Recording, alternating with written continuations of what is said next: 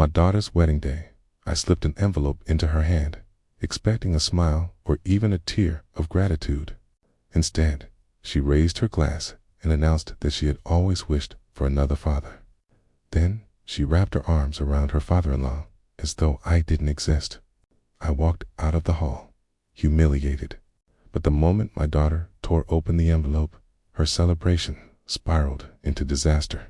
Before we continue, make sure to subscribe to the channel and drop a comment telling us what time it is where you're watching. $45,000. Letitia's voice sliced through the still air of her Bloomfield Hills townhouse like a sharp knife through satin.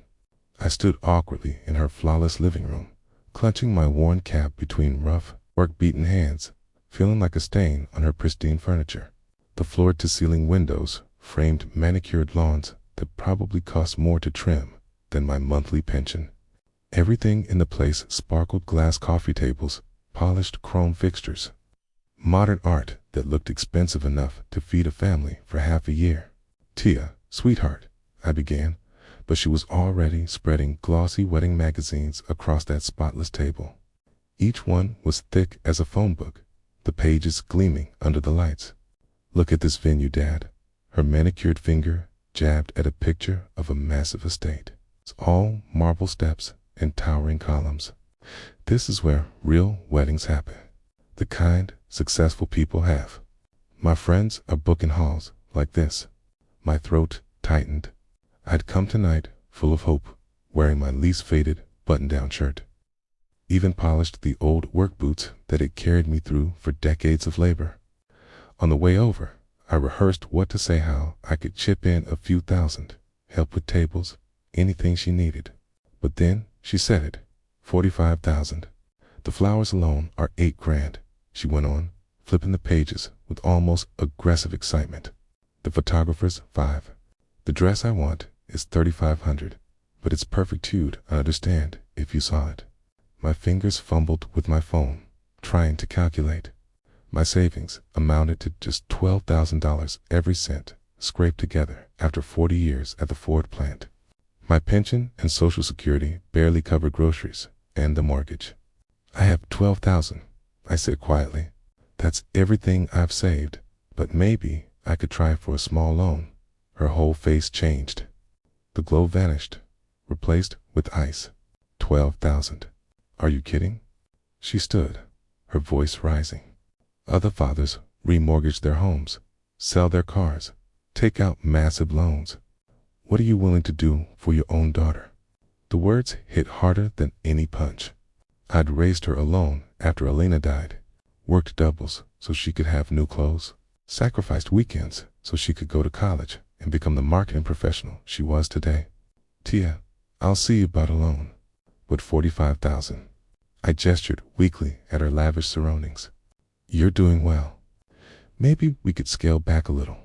"Scale back," she snapped, slamming a magazine onto the table, scattering the rest. "Marcus's dad paid 60 grand for his other daughter's wedding, and that's modest for their family. Marcus, her fiancé, whose father owned half the restaurants in Detroit. I'm 35, Dad. This is my only wedding, my only chance to have the life I deserve. My friends' fathers would do anything for them. And you," her eyes raked over my worn jacket, my nervous hands. "You're nothing but a failure." The word lingered like smoke from a fire, suffocating. "All my friends will have perfect weddings, and me, I'm supposed to settle for some backyard cookout because my father can't provide what everyone else's can. Do you know how humiliating that is?" I wanted to explain the plant shutting down early, Elena's medical bills, years of holding everything together with frayed hands, but the words wouldn't leave my throat. "You've had 35 years to prove yourself, and what do you have to show for it?" $12,000. She marched toward the door, heels striking the hard wood that probably costs more than my truck. "Just go, Dad. I can't even look at you right now." The door slammed, echoing through my chest. For a moment, I just stood there in her perfect driveway, staring at my battered Ford, parked among her neighbors' gleaming luxury cars. The night air weighed down on me like Elena's disappointment from beyond the grave. By the time I drove home, the engine ticking as it cooled, I couldn't bring myself to get out. My modest ranch house sat small and weary in the shadows, gutters sagging, paint in need of repair. Nothing like Letitia's showcase. When I finally walked inside, silence wrapped around me. I turned on the lamp by Alana's old chair, the one still by the window. She had once sat there in the evenings, dreaming aloud of Letitia's bright future. Photos lined the mantel, her graduation, her degree, family dinners when Alina was still alive. In every one, I looked so proud. But had I been fooling myself? "Alina, what would you do?" I whispered into the empty room. "Our girl deserves happiness. Maybe I really am a failure if I can't give her what she wants. 40 years at the plant, and this was all I had, $12,000 and a daughter who called me worthless." I sat at the kitchen table, staring at neat piles of bills and bank statements. Only 18 months left on the mortgage. At 70, I'd finally be debt-free. My pension and Social Security barely covered necessities. But maybe, just maybe, I picked up the phone and dialed the bank's 24-hour loan service. After the robotic menus, a soft voice came on. "This is Jennifer. How can I help you?" "Yes," I said, my voice steady despite my shaking hand. "I'd like information about a personal loan. $45,000. She transferred me, explaining documents, terms, requirements. Her words blurred into background noise. What mattered was the possibility. Alina used to say that sometimes love meant risking everything, even when it scared you. I dug out her favorite tea from the cupboard, still unopened 3 years after her passing. The smell carried her voice back to me. "That girl is our greatest achievement. Do whatever it takes." Tomorrow, I would go to the bank. Tonight, I would plan how to surprise Letitia with the full amount and more. Maybe then, she would see her old man wasn't quite finished. At dawn, I was already dressed. By 10 a.m., I stood before the Chase Bank building on Woodward Avenue, glass and steel rising against a gray Detroit sky. Inside, I clutched my folder pension statements, Social Security papers, 40 years of steady work. Alina's voice whispered, "Stand tall, Dwayne. You're as good as anyone." The loan officer, Sandra Williams, not much older than Letitia, waved me over. "Mr. Gomez, please sit. I understand you want a personal loan." "Yes, ma'am. $45,000. For my daughter's wedding." Her fingers danced over the keyboard. "Retired from Ford 40 years. Impressive. But due to age and fixed income, there are limits." My chest tightened. "What kind of limits?" "The maximum is $35,000 at 18% annual interest." She rotated the screen toward me, showing the breakdown. I swallowed. 18%. The monthly payments blurred in my mind. "Yes, I understand. This is for my daughter." Sandra slid the paperwork forward. "Total repayment, $52,000 over 5 years. That's about $870 a month." "Are you certain?" $870. Half my pension." I nodded. "She's worth it. Where do I sign?" An hour later, the documents were done. She explained risks, fees, late charges, all the cautions meant for seniors making rash choices. I initialed every page. Finally, she slid the cashier's check across the desk. "Mr. Gomez, please understand this will heavily impact your finances." I looked down at it. 35,000. Add my savings, and I had 47,000, more than my daughter demanded. I tucked the check into my jacket pocket.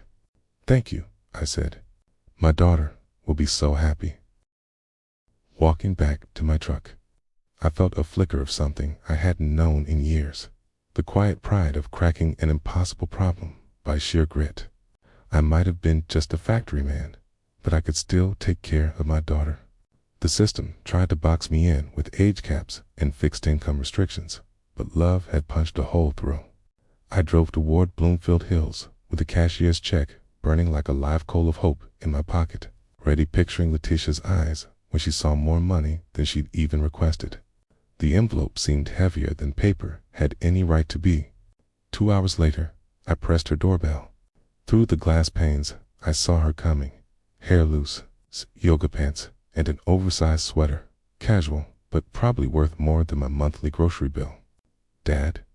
She opened the door with mild surprise. "What are you doing here?" I stepped in, my nerves dancing with excitement. The living room looked somehow fuller. Wedding magazines spread like wings across every surface. Sleek vendor cards fanned out on the coffee table like a high-stakes poker hand. "Tia, sweetheart." I pulled the envelope from my jacket with deliberate ceremony. I took out a loan. "Here's $47,000 for your dream wedding." Her face didn't do what I imagined. No gasp, no tears, just a slow blink at the envelope as if I'd handed her paperwork. "Oh, Dad." Her voice held a strange blend of pity and irritation. "That's not necessary anymore. Dennis is paying for everything. He says I deserve the best." The words landed like a bucket of ice water. My arm stayed out, holding the sum that had cost me everything. "But I took a loan at 18% interest." "Well, then just give it back." She waved one hand absently, already turning to her magazines. "Dennis is doing this out of love for Marcus. Finally, someone understands I'm worth more than bargain shopping. Worth more." The phrase echoed in my skull as she flipped glossy pages of places and gowns paid for with someone else's generosity. When did Dennis offer?" I asked. "Yesterday afternoon." He called right after she stopped, realizing what she was about to say. "Right after we talked. He said no daughter-in-law of his would settle for less than perfection." Yesterday afternoon, while I sat at home thinking I was a failure, planning to risk my future. Dennis Hargrave had arrived with effortless wealth and erased me. "Look at this venue." Letitia's voice lit up again, holding a glossy photo. "The Townsend Hotel Grand Ballroom. Dennis booked it for the weekend. In this photographer, she did the governor's daughter's wedding." I pulled the envelope back to my chest, suddenly aware of how small $47,000 looked in this world. "The flowers alone will be $12,000, she went on, not noticing my silence. "Dennis says cost shouldn't matter if it makes me happy. Isn't that wonderful?" Wonderful. Yes, it was wonderful that someone valued her. Someone who wasn't a retired line worker living on a pension. "Dad, are you okay? You look pale." "Just tired," I lied, tucking the envelope back into my jacket. "I should take this back to the bank." "Good idea. No point paying interest on money you don't need." She was already back to her planning, humming over pages funded by someone else's love. I walked to the door, my footsteps echoing down the spotless hallway. "Thanks for thinking of me, though," she called out. "It's sweet that you tried." Sweet that I tried. Like a child, helping adults with real work. I sat in my truck for 10 minutes before starting it, staring at her house's windows, which reflected only my own stunned face. 3 miles away, I had to pull over. My hands shook too much to steer, the envelope in my jacket burning like a brand. 40 years I'd given her, and to her, I was just a backup plan, easily replaced by deeper pockets. The parking lot of a shuttered auto parts store felt fitting, empty, forgotten, like what I had become to my daughter. I turned off the engine and let silence fill the cab. "Alina, what would you say about our girl now?" I whispered. "Would you still call her ours if you saw how easily she brushed off 40 years of love?" The drive home felt longer. Detroit's old industrial skeleton rolled past my windows.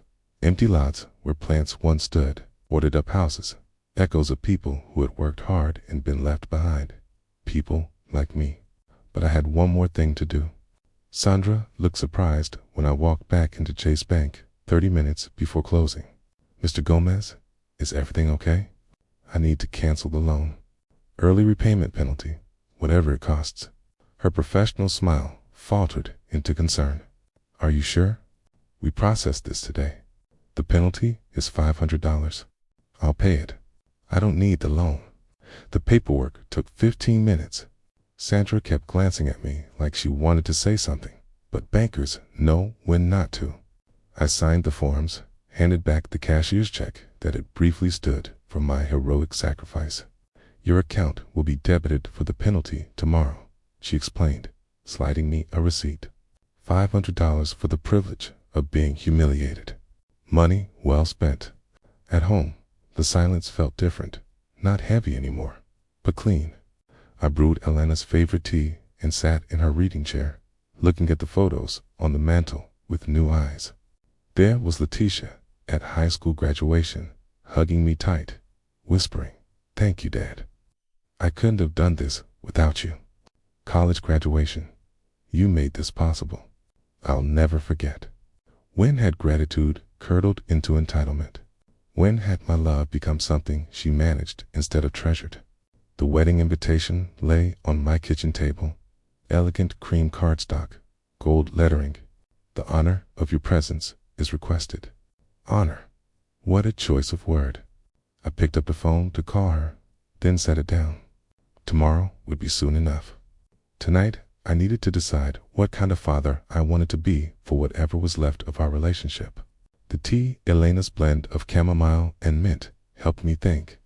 I sipped slowly, watching daylight fade through windows I hadn't been able to afford to clean, in a house I couldn't afford to fix after draining my savings. And yet, for the first time in months, I felt like I could breathe. The next morning dawned with strange clarity.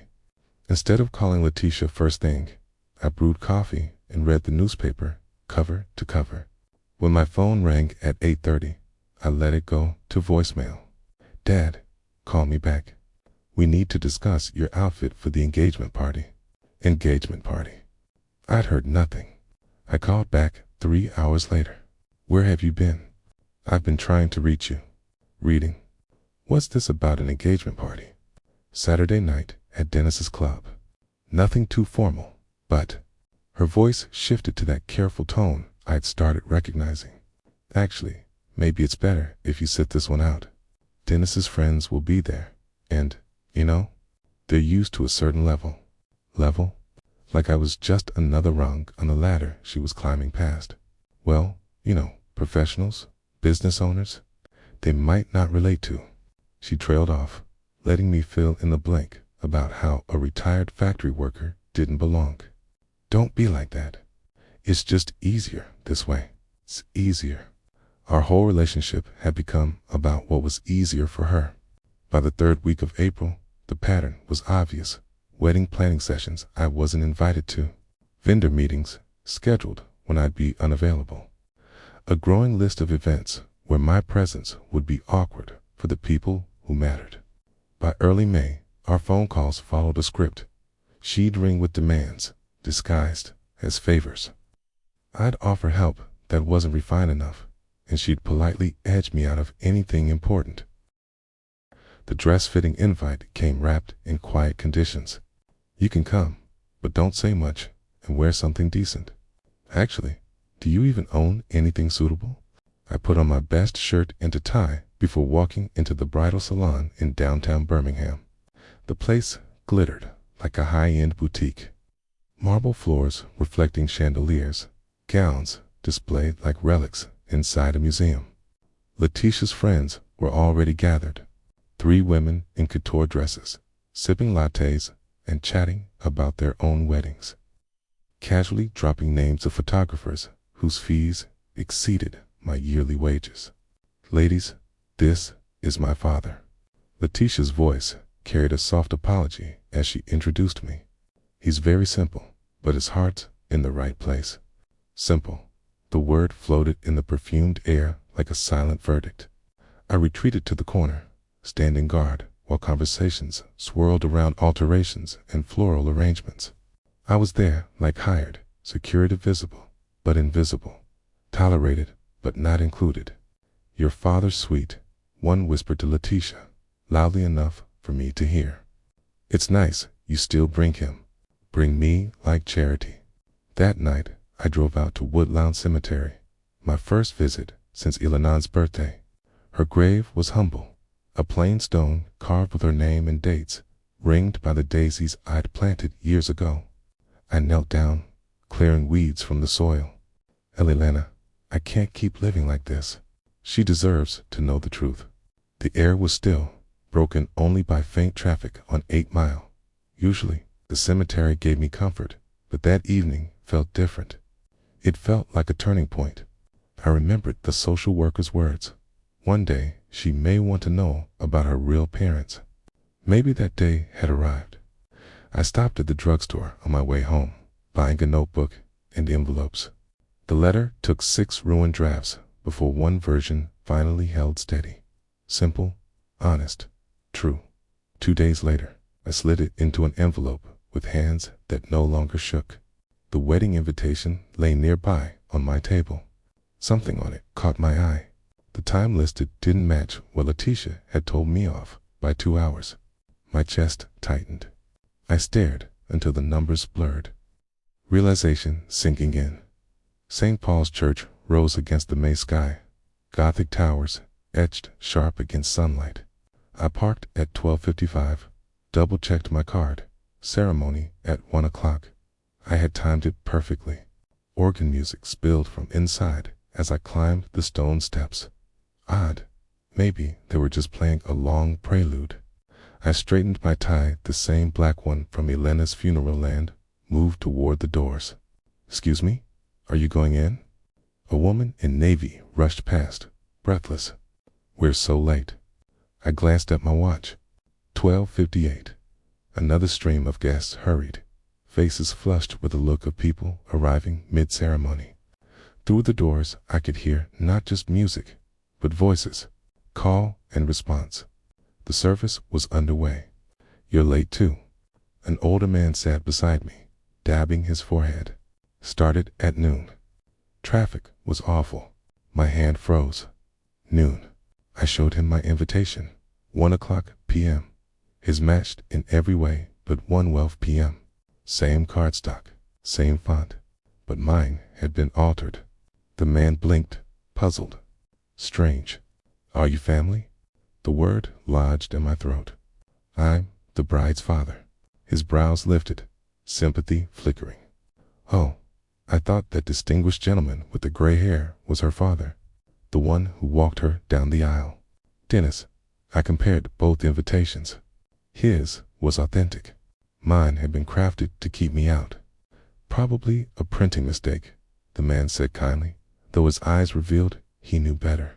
Through stained glass, I caught a glimpse of Letitia at the altar, Marcus beside her, Kay, and Dennis in the front pew, basking in the role reserved for me. He had walked her down the aisle. He had handed her away. He was the father who counted. The paper shook in my grip. 35 years of fatherhood erased by one change of time. Not forgotten years.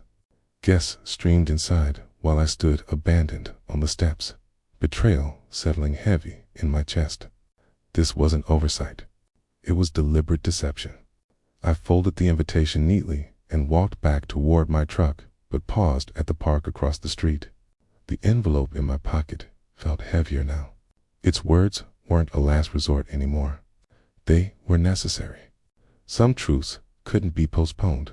From the bench, I watched luxury cars line the lot, latecomers still rushing in. I realized then I had never belonged in Letitia's new life. 35 years of lies. Enough. It's time she learns. The envelope I once prepared for money, $47,000 scraped together in sacrifice, was empty now, except for those handwritten pages. 4 sheets in steady cursive. The phone call that changed everything. The 16-year-old girl, Elena's barren womb, the miracle we were offered. My dearest Tia, before you start this new chapter, you must know the truth about who you are and what you've thrown away today. I sealed it with finality. The money stayed in my wallet. I was done being her ATM. This gift would carry weight money never could. Forgive me, Elena. She must know. The bells rang, announcing the end of the ceremony. Shadows shifted in the stained glass as the bridal party prepared their exit. Soon the reception would begin. Champagne, photos, gifts, and I would be there, envelope in hand. I brushed off my dark suit, the the one worn to funerals and graduations, milestones of our life together. Today, it would serve a final role.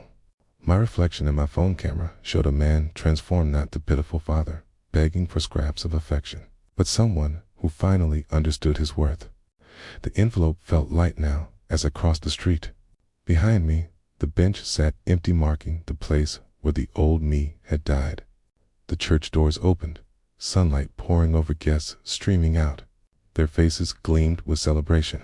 I stepped into their flow, steady, determined, moving toward the reception. It was time to give my daughter the wedding gift she had truly earned. Inside, the room buzzed with joy. Tables draped in linen, champagne bubbling, roses perfuming the air. Letitia stood in her gown, radiant as she greeted guests. Marcus beside her, and Dennis, ever present, glowing as if he were the one who had raised her. I made my way forward. Whispers spread. The bride's father was finally here. Dad. Letitia's face lit up with relief and nervousness. You came. I worried when you weren't in the church. Must have been a printing mix-up. Her tone danced with practiced ease, as if my exclusion were an accident, not a calculated cruelty. Of course, I said evenly, handing her the envelope. Just an error. Congratulations. Something in my voice stilled her. She studied me, really looked. My hands presented the envelope like an offering, ordinary on the outside, but my expression told her it was anything but. Thank you, Dad. That's sweet. Sweet? The same dismissive word, echoing. Dennis swept forward, arms outstretched, brimming with charm. Finally, we meet. I've heard so much about you. I turned, hand extended, voice calm. I'm sure you have. You've certainly been generous to her. Dennis smiled, resting his hand on Letitia's shoulder. Nothing's too much for my new daughter. She deserves the best. The very best. She'd said words that clearly didn't include the man who had raised her. Dad, let me introduce you to some friends, Letitia said, already pivoting toward another group. My envelope passed from her hand to Marcus with barely a glance. Honey, add this to the gift table. I watched as the envelope disappeared into his grasp, then onto a pile of ribbon-wrapped boxes and gleaming bags. Somewhere in that mountain of generosity sat the truth, the only gift that would outlast the flowers and the photographs. What a beautiful ceremony, a guest remarked warmly. You must be so proud. Yes, I replied with a measured smile, eyes following Letitia as she glided through her guests, collecting compliments and admiration. Very proud of how it all turned out. The photographer floated around the room, snapping images of champagne, toasts, and laughter. I wondered if he'd captured the moment my letter was placed on that table, just as disguised as a wedding gift. Hidden in plain sight. I accepted a glass of champagne from a passing tray and settled among the crowd. Letitia was absorbed in her performance as bride, glowing, gracious, adored. And there on the gift table, my envelope waited patiently, like a clock ticking toward revelation. She would soon learn the price of discarding a father who had chosen her. She would soon discover the chasm between the man who sacrificed to raise her and the stranger who simply signed checks. I raised my glass and smiled when guests glanced my way, performing my role one final time, the proud father in the background. Crystal flutes chimed as guests gathered around the couple. The Renaissance Center's wall of glass framed Detroit's skyline, bathed in golden light. The backdrop almost too perfect for a moment of glory. Everyone, please. Letitia lifted her champagne flute, her voice carrying with effortless authority. I want to thank everyone who made this day possible. The photographer crouched to capture her smile, the gown glowing like spun silk beneath the late sun. Faces turned toward her in admiration.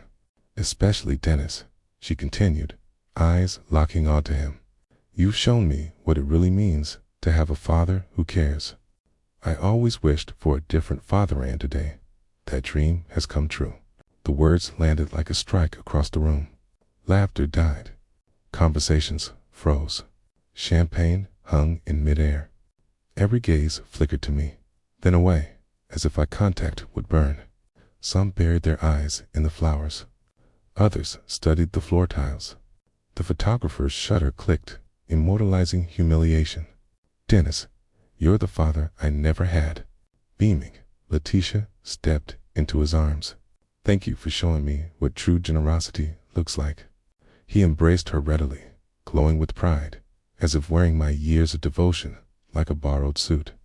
"Letitia, you're the daughter I never had," he replied, loud enough for the room to hear. A ripple of discomfort spread through the crowd. A few polite claps rang out, quickly smothered when guests realized they were applauding cruelty. Whispers began, hushed and uneasy. I stood steady, glass unmoving, watching my daughter embrace her replacement. No anger flared, no outward hurt, only the clear recognition that this was who she had always been.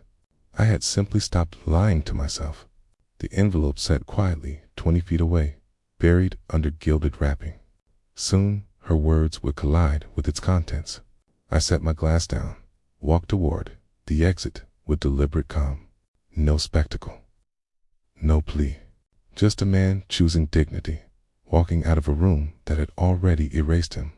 Behind me, the reception's noise returned. Laughter forced, toasts resumed. Guests pretended nothing had happened, even as shame clung to the edges of their smiles. Some even asked the photographer to delete the sequence of her toast. The doors closed behind me, and I stepped into the cool dimness of the parking garage. My footsteps echoed, each one a reminder that the adoption papers, sealed in that envelope, were now her inheritance. One day soon, she would learn that craving another father came with a cost, discovering she never truly had the one she thought she did. My truck roared to life without hesitation, faithful as always. I eased into Detroit's evening traffic, a surprising calm in my chest as the city passed by. 35 years of fatherhood ended not in bitterness, but in quiet resolution. The work was finished. Back home, I packed methodically, choosing only what belonged to the next chapter. Alina's wedding ring went into my pocket.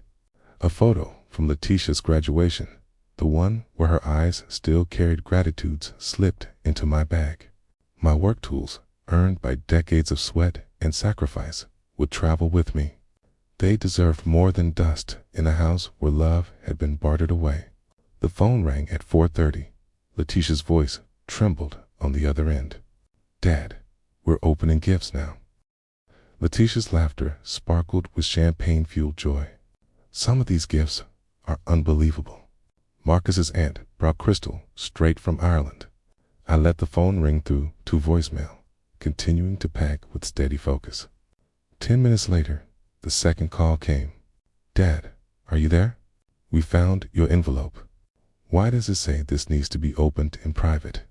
The third call came as I carefully folded the shirt I had worn to her wedding, the one I thought I'd be walking her down the aisle in. Her tone had shifted, uncertainty creeping into her voice. "Dad, I read your letter. This isn't funny. Call me back right now." By the fourth call, panic had taken over. "Dad, this can't be true. Tell me you're lying. Please call me." I unplugged the phone and kept sorting through 35 years of keepsakes, selecting only what belonged in the future. The house already felt lighter, freer, as though even the walls were relieved to be rid of obligation. My phone buzzed endlessly on the counter. 20 missed calls, then 30, 44, through voicemails. I listened to her voice splinter as she unraveled the truth she had never imagined. Adopted at 3 after her parents were killed in a car wreck. Raised by 2 strangers who chose to love her as their own. 35 years of silence, not out of malice, but as an act of protection, saving her from pain until she was ready. "You're not my real father. Then who am I? Where do I come from?" Even in the moment of crisis, she still confused biology with parenthood, conception with a lifetime of sacrifices. "Dad, please. I didn't mean what I said at the reception. Just come back." But she had meant it. That was the wound. I loaded my truck as sunset painted the sky in hues. Alina had always loved orange, melting into pink. By the time I backed out of the driveway, the calls had reached 51. I looked one last time at the modest home where we had raised another couple's daughter as if she were truly ours. Inside that envelope were the adoption papers, telling the whole truth, the names of her birth parents, the tragedy that had left her orphaned, and the joy Alina and I felt when we were given the chance to love a little girl who needed us. But today, Letitia had chosen wealth over loyalty, appearances over sacrifice. Now she would face the reality of that choice. 275 stretched ahead, ribboning south. The Detroit skyline shrank in my rearview mirror until it was gone. Sinatra's My Way hummed from the radio as golden light settled over quiet farmland. 53 missed calls when I reached the Ohio border. I switched the phone off completely. Alina, I murmured to the photo on the dashboard. I finally did what had to be done. 35 years given to an ungrateful child. Now it's time to live for myself. The truck purred steadily at 65, carrying me toward possibility. Cincinnati, maybe. Louisville, perhaps. Somewhere warm, where winters were kind and no one knew my story or demanded I explain myself.